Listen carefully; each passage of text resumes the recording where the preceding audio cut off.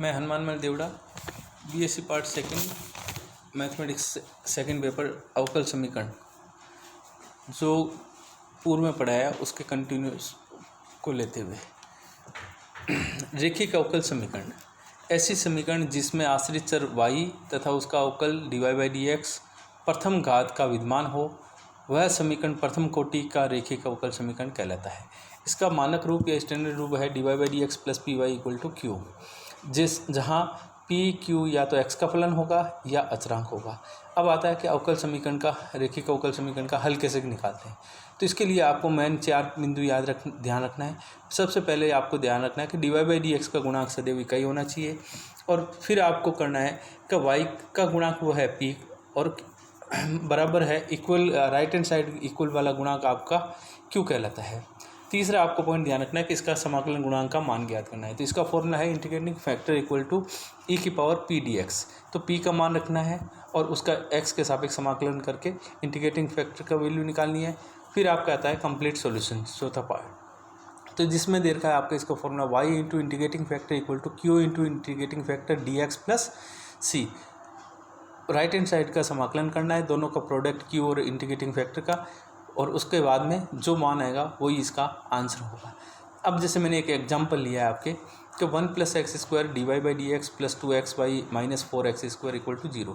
तो आपको बताया इस मेथड में dy/dx का गुणांक इकाई होना चाहिए।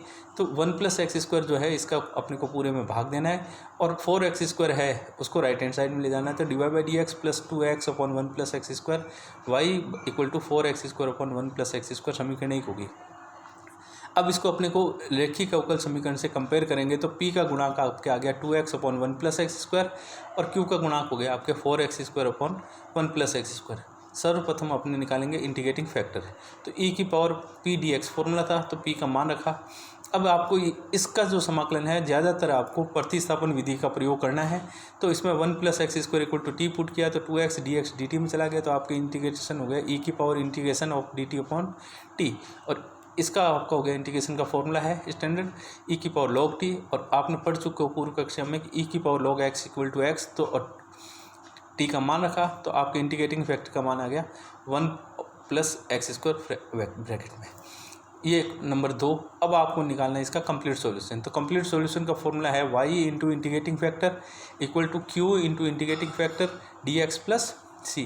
अब इसमें अब सारी वैल्यू पुट करेंगे तो आपका आ जाएगा y into 1 + x² equal to integration 1 + x² 4x² upon 1 + x² dx plus c। दोनों फैक्टर कैंसिल हो गए राइट हैंड 1 + x² के। अब 4x² में 4 को बाहर लिया तो x² का इंटीग्रेशन हो गया x³/3 प्लस, तो y into 1 + x² equal to 4x³/3 plus c। इसी प्रकार अन्य जो सोल्व करने हैं उसमें आपके जैसे सवाल दे रखा है cos² y dy/dx plus y equal to 10x। अब dy/dx का कोएफिशिएंट 1 करना है, तो इसको आपको क्या करना है cos² y का भाग देंगे तो आपको हो जाएगा dy/dx plus y upon cos² y equal to 10x upon cos² y। अब इसमें अपने को cos² y को हर में लेंगे, हर से अंश में लेंगे तो आपके sec² y हो जाएगा। और इसी प्रकार दूसरा क्वेश्चन है 1 + y² dx equal to 10 - y - x dx। ये दोनों क्वेश्चन ज़्यादातर एग्जाम में पूछे गए हैं। नोट लिखा है कि रेखिक अवकल समीकरण dy/dx + py equal to q रूप भी हो सकता है। अगर उससे सॉल्व नहीं हो रहा है समाकलन, तो आपको इसको कन्वर्ट करना है प्रतिलोम में dx/dy + rx equal to s। अब ये r और s जो है y के फलन हो भी या अचरांक हो सकते हैं। इसका इंटीग्रेटिंग फॉर्मूला हो जाएगा फैक्टर का e⁻r dx, और कंप्लीट सॉल्यूशन हो जाएगा x into integrating factor of equal to integrating factor into s dx plus c। दूसरे प्रकार की समीकरण आती है आपके बर्नौली अवकल समीकरण, जिसे कहते हैं BLDE, या इसका दूसरा नाम है reducible to linear differential equation. इसका मानक रूप होता है dy/dx + py equal to q into y⁻n। अब यहाँ पे q इंटू y⁻n, पूर्व में आपने देखा होगा dy/dx + py equal to q था, यहाँ पे y⁻n एक फैक्टर एक्स्ट्रा आ गया, तो उस y⁻n का आपने को पूरे में डिवीजन करना है। तो जैसे डिवीजन करेंगे तो y⁻n dy/dx + p into 1 y⁻1 - n equal to q, ये समीकरण 1 हो गई। अब p का कोफिशिएंट जो है उसको अपने को प्रतिस्थापन विधि से जैसे पुट करेंगे तो इसका जो फर्स्ट फैक्टर है y⁻n - n दे रखा है dy/dx, यह ऑलरेडी कन्वर्ट हो जाएगा जैसे पुट करेंगे। तो हमने पुट किया y की power minus n equal to v, तो 1 minus n d y by d x, y की power minus n equal to d v by d x. अब y की power n minus n d y by d x equal to 1/1 minus n d v by d x एक में मान रखेंगे। मान रखते ही आपका हो जाएगा 1/1 minus n d v by d x plus p v equal to q. अब इसमें d v by d x का मान गुणा कोफिशिएंट इकाई रखना है, तो d v by d x equal to p into 1 minus n v equal to 1 minus n q. समीकरण 3 आपके कौन सी होगी? गिवन इक्वेशन जो है 3 नंबर वो एल डी ई लीनियर डिफरेंशियल इक्वेशन होगी। अब इसको सोल्व वापस वही लीनियर डिफरेंशियल इक्वेशन मेथड में इंटीग्रेटिंग फैक्टर और कंप्लीट सॉल्यूशन द्वारा सोल्व करता है। कभी कभी एग्जाम में ये पूछा जा रहा है कि Bernoulli equation linear differential equation से लीनियर डिफरेंशियल इक्वेशन को कन्वर्ट कीजिए क्या वैल्यू मान रखने पर। तो आपको ध्यान रखना है, जो बर्नौली डिफरेंशियल इक्वेशन में है आपको दे रखा है d y by d x plus p y equal to q y की पावर एन। अगर इसमें n बराबर 1 पुट करते हैं तो आपके क्या हो जाएगा? B L D convert to L D E. अब इसमें मैंने एक एग्जांपल लिया है, जैसे x d y by d x plus y equal to y square log x. तो आप देखोगे कि इसमें जो सवाल में है d y by d x के आगे x कोफिशिएंट दे रखा है, लॉग x के आगे आपके इक्वल में वाई स्क्वायर का कोफिशिएंट दे रखा है। तो ज़्यादातर आपके देखा होगा क्या इसमें ये भाग देते हैं। क्यों भाग देते हैं? कि आपके d y by d x और लॉग एक्स दोनों के कोफिशिएंट जो है उनका मल्टीपल का पूरे में भाग दिया, तो आप क्या होगी इक्वेशन y की power minus 2 d y by d x plus 1/x equal to log x upon x. अब आपके ये जो है 1/x है, इसका कोफिशिएंट 1/y आया हुआ है, तो 1/y को अपने पुट करेंगे v, तो y की power -2 minus d y by d x equal to d v by d x. तो मैंने पहले आपको बताया कि इसमें जैसे ही इसको कोफिशिएंट को y का कोफिशिएंट को v पुट करेंगे तो इसका डिफ्रेंशिएशन आपका फर्स्ट फैक्टर ऑलरेडी प्राप्त होगा डिफ्रेंशिएशन करते ही। तो जैसे इसमें वैल्यू रखी तो अब आपके हो गया y की power -2 d v by d x d y by d x equal to d v by d x. अब एक में मान रखेंगे तो आपकी ये इक्वेशन बन जाएगी minus d v by d x plus v upon x equal to log x upon x. अब माइनस को चेंज कर दिया तो d v by d x minus v upon x equal to minus log x upon x. अब ये जो equation है ये आपके बन गई लीनियर डिफरेंशियल इक्वेशन। इसका इंटीग्रेटिंग फैक्टर तो आपके देखोगे इसका x का कोफिशिएंट का वैल्यू क्या है, v के कोफिशिएंट की वैल्यू है -1/x। तो इंटीग्रेटिंग फैक्टर होगा माइनस ऑफ इंटीग्रेशन e की पावर -1/x dx e की पावर माइनस लॉग x। इसको कन्वर्ट करेंगे तो e की पावर log 1/x, then integrating factor का मान आ गया 1/x। Complete solution v into 1/x equal to minus log x upon x 1/x dx। अब इसमें अपने को वापस वही कौन सा फॉर्मूला log x को t पुट करेंगे तो आपके x बराबर e की पावर t आ जाएगा। तो ये माइनस इंटू माइनस प्लस, तो आपके v upon x equal to t e की power minus t d T.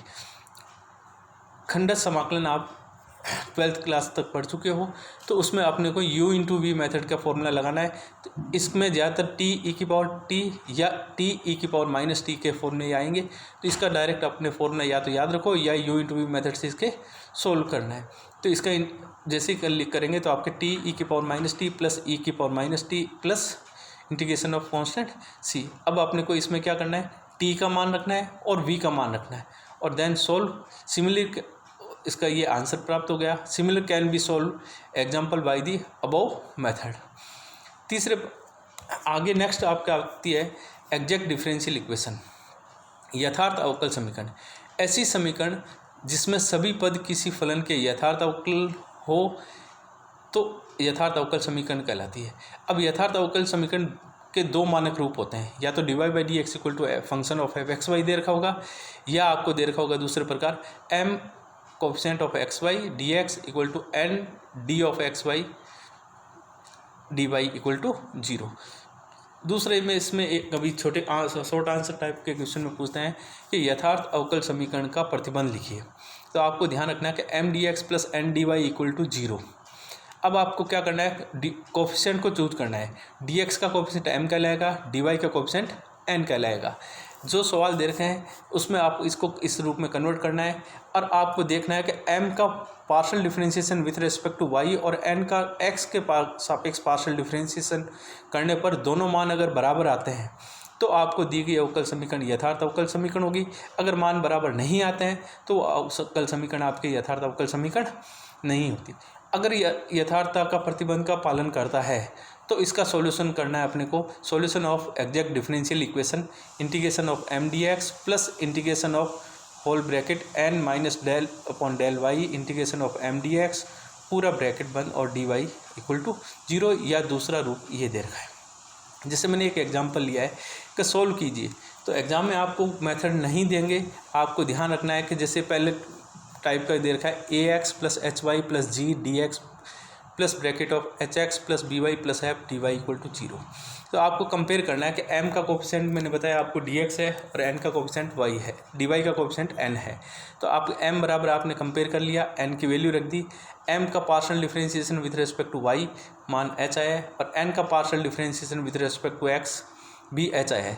अतः दी गई इस अवकल समीकरण एक जो है आपकी वो कौन से रूप की होगी? यथार्थ अवकल समीकरण है। अब यथार्थ अवकल समीकरण है तो या तो पूर्व में जो फॉर्मूला बताया उसके हिसाब से, या जैसे आपको अगर इसको दो पार्ट्स में तोड़ना है तो इसमें अलग अलग कर सकते हैं। जैसे integration of m d x का मान अलग से निकाला है, तो जब डी एक्स के सापेक्ष करते हैं तो y को कांस्टेंट मानना है, तो a x plus h y plus g into d x integration आ गया।